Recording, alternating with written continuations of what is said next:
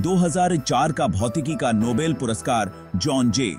Hopfield और Jeffrey ई. Hinton को artificial intelligence में क्रांति लाने के लिए दिया गया है.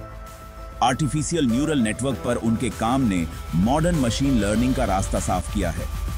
हॉपफील्ड और हिंटन ने अपने रिसर्च में यह जानने की कोशिश करी कि मशीनें इंसान के दिमाग की तरह जानकारी को कैसे प्रोसेस करती हैं. उनके एल्गोरिदम कंप्यूटर को डेटा से सीखने, पैटर्न पहचानने और फैसले लेने में सक्षम बनाते हैं.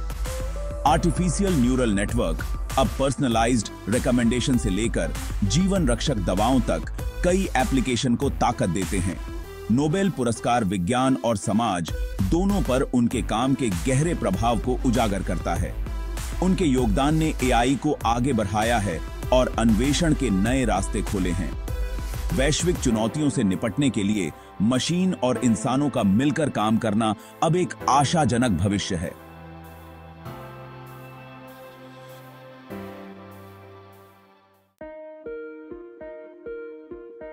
उन्नीस के दशक की शुरुआत में प्रिंसटन यूनिवर्सिटी में जॉन जे.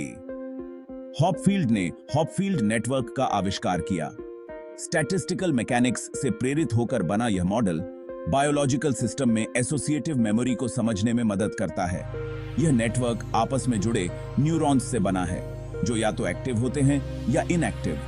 ये न्यूरॉन्स वेटेड कनेक्शन के जरिए एक दूसरे से बात करते हैं जो एक दूसरे पर उनके प्रभाव को दर्शाता है.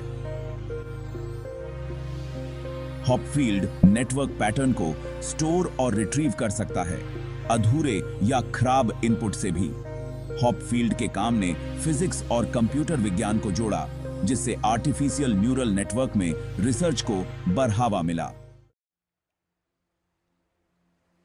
हॉपफील्ड नेटवर्क का पैटर्न स्टोरेज और रिट्रीवल उसके यूनिक एनर्जी लैंडस्केप पर निर्भर करता है. नेटवर्क की हर स्थिति एक विशेष एनर्जी लेवल से जुड़ी होती है और नेटवर्क कम एनर्जी वाली स्थिति में सेटल हो जाता है.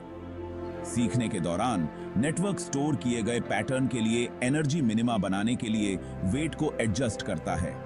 जब आंशिक इनपुट दिया जाता है तो यह गतिशील रूप से एडजस्ट होकर सबसे नजदीकी स्टोर किए गए पैटर्न को याद करता है. यह एसोसिएटिव मेमोरी प्रोसेस वैसा ही है जैसे हमारा दिमाग आंशिक संकेतों से यादों को वापस बुलाता है. हॉपफील्ड ने नेटवर्क के व्यवहार का विश्लेषण करने के लिए एक गणितीय ढांचा प्रदान किया. उनके काम ने पैटर्न रिकॉग्निशन, ऑप्टिमाइजेशन और शुरुआती मशीन लर्निंग में रिसर्च की नींव रखी. जेफरी ई. हिंटन ने 1980 के दशक के मध्य में हॉपफील्ड के काम पर आगे बढ़ते हुए बोल्ट्जमान मशीन को पेश किया. यह मॉडल निश्चित हॉपफील्ड नेटवर्क के विपरीत अपनी सीखने की प्रक्रिया में अनियमितता को शामिल करता है. बोल्ट्जमान मशीन स्थलीय ऊर्जा मिनिमा से बच सकता है और अधिक समाधान तलाश सकता है. इसने डेटा सहसंबंधों को पकड़ने और जटिल अभ्यास सीखने के लिए छिपी हुई इकाइयों का उपयोग किया. इस संभाव्य दृष्टिकोण ने नेटवर्क को सूक्ष्म डेटा संरचनाओं को समझने में सक्षम बनाया. हिंटन का काम आर्टिफिशियल न्यूरल नेटवर्क में एक महत्वपूर्ण प्रगति थी. हॉपफील्ड और हिंटन के काम ने मशीन लर्निंग में क्रांति ला दी है और विभिन्न क्षेत्रों को प्रभावित किया है. हॉपफील्ड के नेटवर्क को पैटर्न रिकॉग्निशन और ऑप्टिमाइजेशन में एप्लीकेशन मिले.